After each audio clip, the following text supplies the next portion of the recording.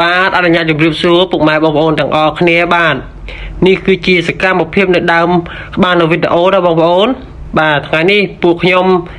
បាទបាននាំក្រុមគ្រួសារបាទមកដើរលេងនៅមុងរទ្ធីសែនជ័យបាទហើយទីនេះគឺជាវីដេអូបន្តបន្ទាប់ដែលខ្ញុំបានថតនៅតាមផ្លូវបាទពួកយើងបានចុះទិញអាហារបាទដូចជាមាន់ដុតមាន់អាំងកង្កែបអាំងកង្កែបបោកបាទមានប្រហុកមានស្អីគេច្រើនទៀតបាទពីខាងស្រីបាទគាត់បានចុះទិញម្ហូបហើយចំណែកខាងប្រុសខ្ញុំមួយទៀតគាត់ដើរទិញអ្វីផ្សេងទៀតហើយបើចំណែកខ្ញុំគឺខ្ញុំដើរថតវីដេអូបាទដើរនិយាយលេងជាមួយអ្នកលក់មាន់លក់បាយលក់អីហ្នឹងណាបងប្អូន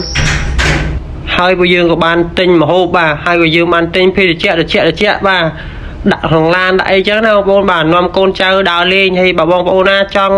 មានចំណាប់អារម្មណ៍មកដើរលេងបាទគឺខ្ញុំប្រាប់កន្លែងទីតាំងបាទគឺនៅកំពង់ស្ពឺយើងទេបងប្អូនបាទគឺនៅមុងរទ្ធីសែនជ័យហើយមានបងប្អូនជាច្រើនក៏គាត់បាន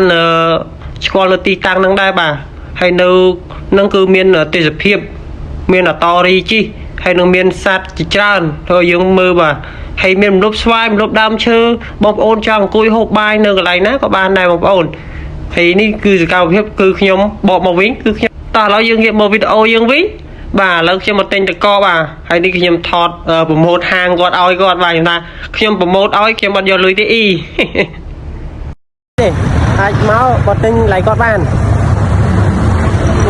តែបានលើកចាស់គាត់ទិញបបហូរតាមផ្លូវទៅលេងគាត់ទៅទៅណាទៅណាទៅមុងរទ្ធីសែនជ័យចាបាទបងប្អូនជួយគ្រប់គ្រងមកលេងរំលីឋានយើងទៅមុងរទ្ធី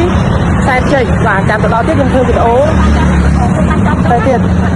បាទចូលតាមផ្លូវហើយចេះចែគាត់លក់តម្លៃថ្លៃបាទគឺថ្លៃ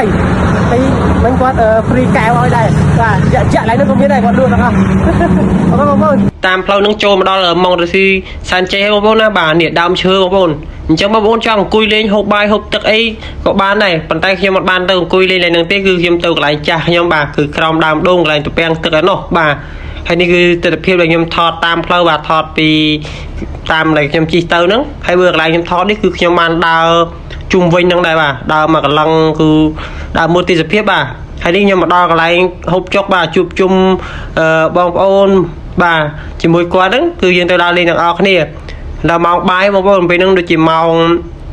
មកដណ្ដប់ជាងហើយបាទមកដណ្ដប់ជាងហើយទីទៀតគឺយើងមានកម្មវិធីបាទមានជួបជុំបងអីចឹងដែរបងប្អូនហើយនៅវីដេអូខាងមុខទៀតខ្ញុំនឹងធ្វើបន្តទៀតបាទចុងក្រោយសូមអរគុណពុកម៉ែបងប្អូនទាំងអស់គ្នាបាទដែលបានចូលទស្សនាវីដេអូរបស់ខ្ញុំនៅមានភាគតទៀតណាបងប្អូន